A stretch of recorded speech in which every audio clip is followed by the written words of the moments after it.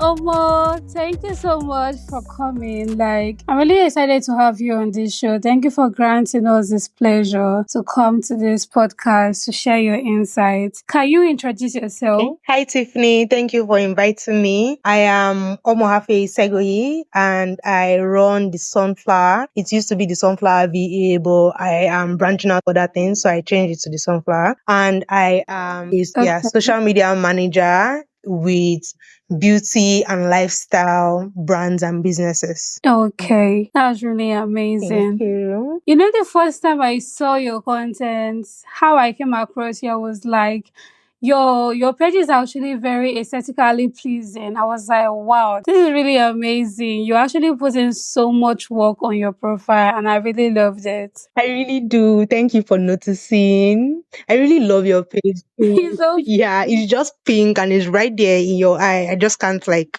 crop the content. right. Yeah. Love it. Okay. What are some of the biggest challenges you face when managing social media for multiple of your clients, and how do you overcome them? Okay. So the very first time I faced that particular issue was last year. I worked with a marketing agency. And if you work with a marketing agency, you are expected to manage upwards of 2 clients. And to be completely Yeah. honest, yeah, I struggled for the first 2 months because you have to show up exactly the same way for each of these clients. You're supposed to put in the same work.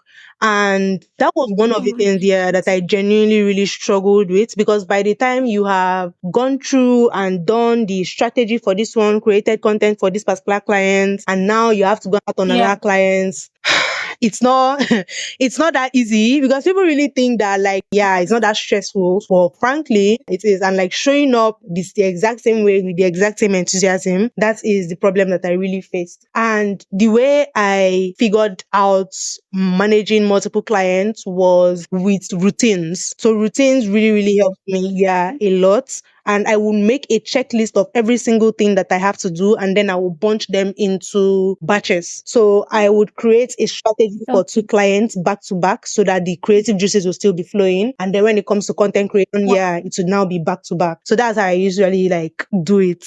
That's actually a very helpful way to go about it. Like recently, I even finally had to tell myself the truth that I can't be able to get everything done in one day. So I now have to, I think I even got that insight, whether it's from your content, but I'm not sure. Like the person is saying that you have to pick a particular day to batch create your content. Yeah. And that's how I was like, this is true. Why am I even stressing myself? Then I now decided to start doing it. But I used to do it for my clients Yeah. before. So can you share your journey into social media management and what initially drew your attention and got you into this field in the first place? Okay. So I'm not sure if it was between 2021 or 2022, but there was a strike, and I think I had just turned 21 at the time. It was 2022 because I remember I had just turned 21 at the time.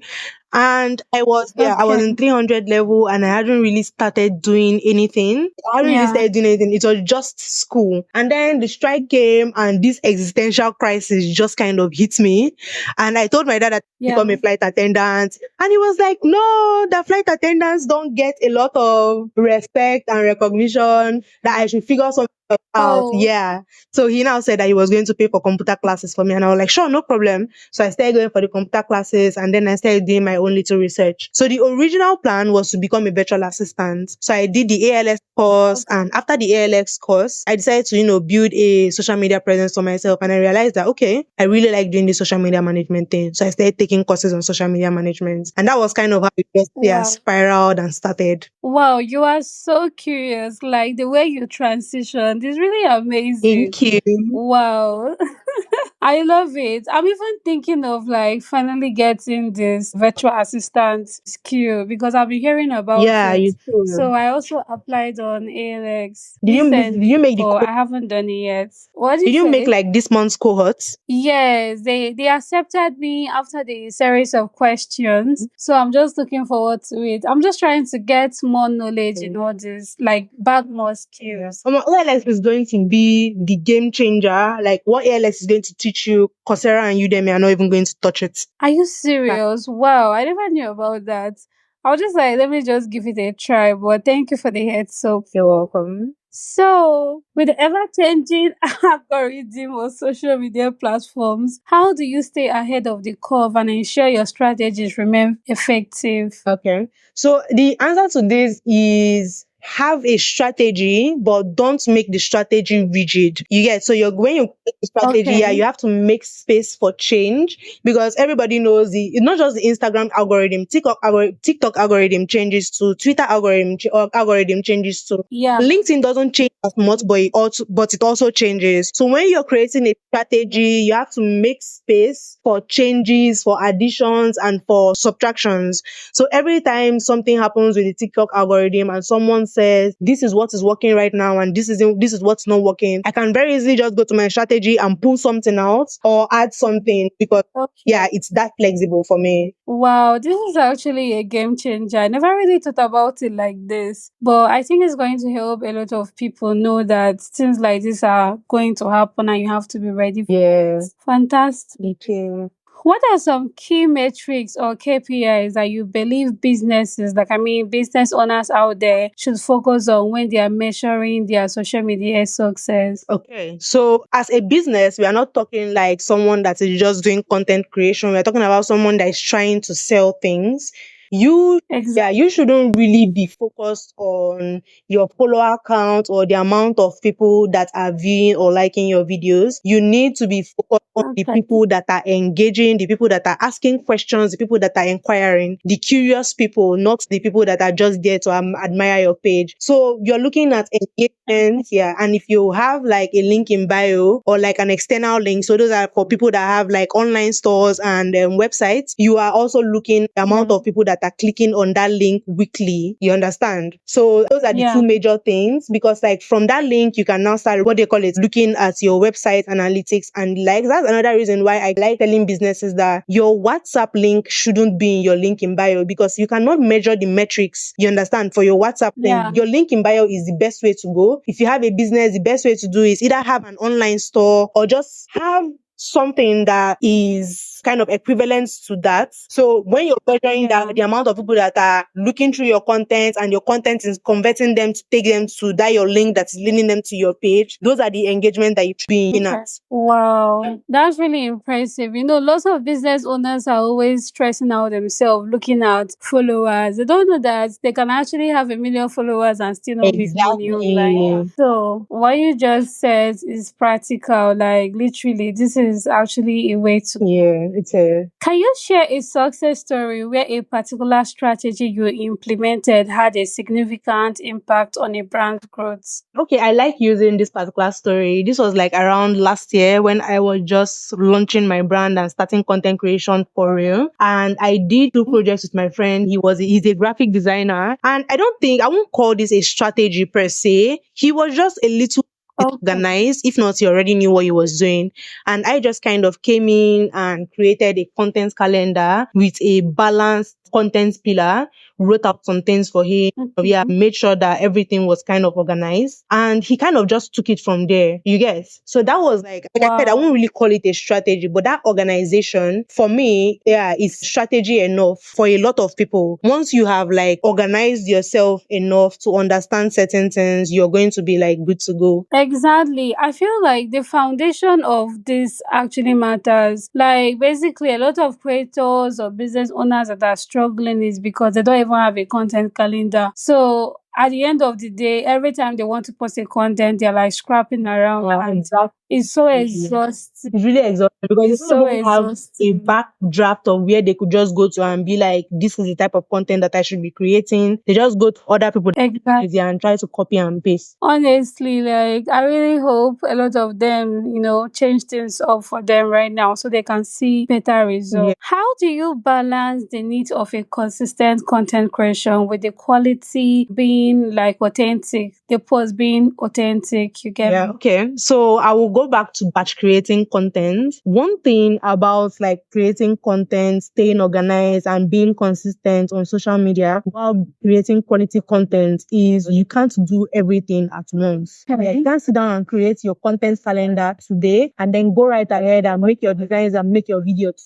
today. Something is going to start lacking. So you need to Okay. that when you're creating like your content calendar, your story schedule for the week or for the month, it is very, very important to take breaks in between. Sometimes you just need to ruminate on information. Sometimes you just need to take a step back and look at what you're doing to see if you're going in the right direction or if there are certain things that shouldn't be there. You understand what I'm saying? Yeah. So Yeah. when you just break all these things Yes. down, maybe make a checklist, create content ideas today, tomorrow, you create the content calendar and write your content copies, and then next tomorrow you start with content creation and then your SEO strategy. That way you are ensure that you are making quality content all through like the months in your content calendar, and you're not just making 5 quality content and then the remaining 10 are like, subpar. Yeah. Wow, this is so cool. Like, there are some things that you finally figure out and you wish that you figured it out earlier Eh, on.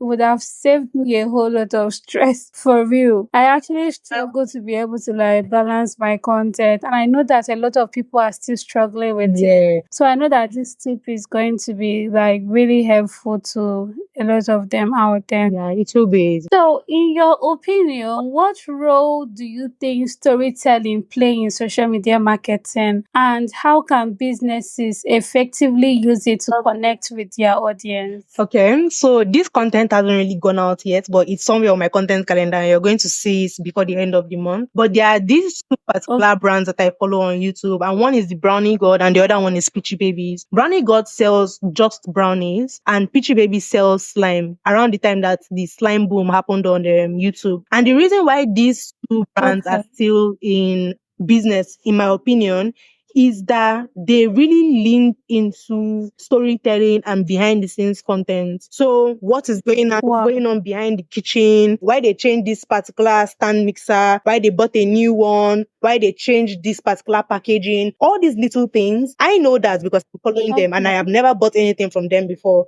Because I remember when they bought their new industrial size stand mixer, and the reason was because they had started getting new orders, and when they moved to a new warehouse, it was Wow. because their warehouse couldn't contain the amount of orders they were getting anymore. So all of Oh this, my. I would not know that if they weren't telling me the story. And that is the only way, that is the best way that they have used to not only build their brand, they've used it to connect with their audience, and they have used it to like the Brownie Gun and Peachy Babies. Every single time they restock, within 6 hours, they are completely out of stock. And yeah, My exactly. God. And that is like, that storytelling is the only thing that they are doing differently from a lot of other brands that are doing what they do. So the storytelling plays Wow. a huge role in connecting with your audience, making them understand you and see things from your point of view. And then they will trust you with everything that they have in them. Yeah, that's actually true. Storytelling really pays. Like, it connects your brand to your audience. At least they get to understand that there is a face to the brand, like you are a human being and all of that. An So entire life attached to this. you get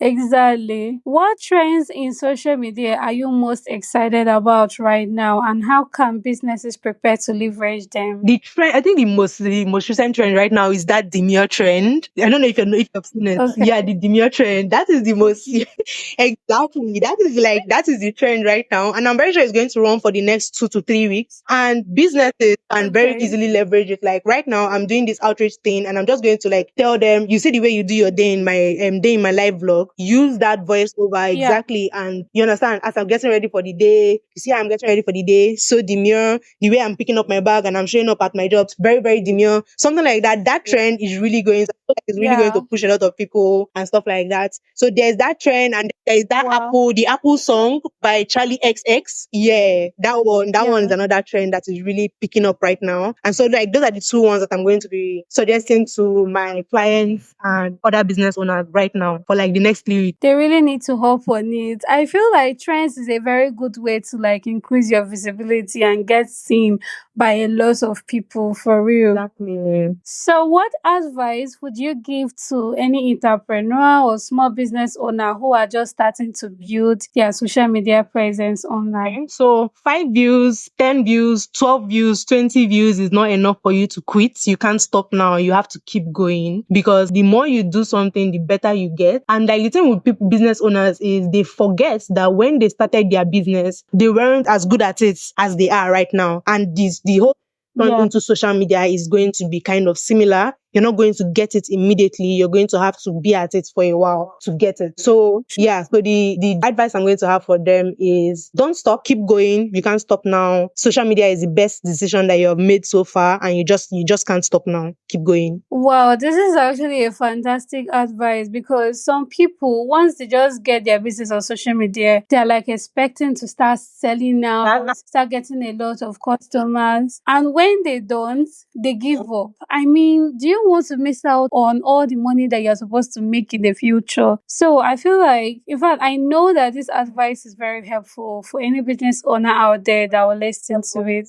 Wow, this section is actually very great, and I learned a lot of things from you, Omo. Thank you again for inviting me. This was really nice. It's one of the best things that I've done in a really, really long time. Oh my god, it's a pleasure. So, where can our audience find you? They can find me on TikTok, on Instagram, and I have a Medium blog that I am still working on building. So Okay, can you like mention your username so they can look you up?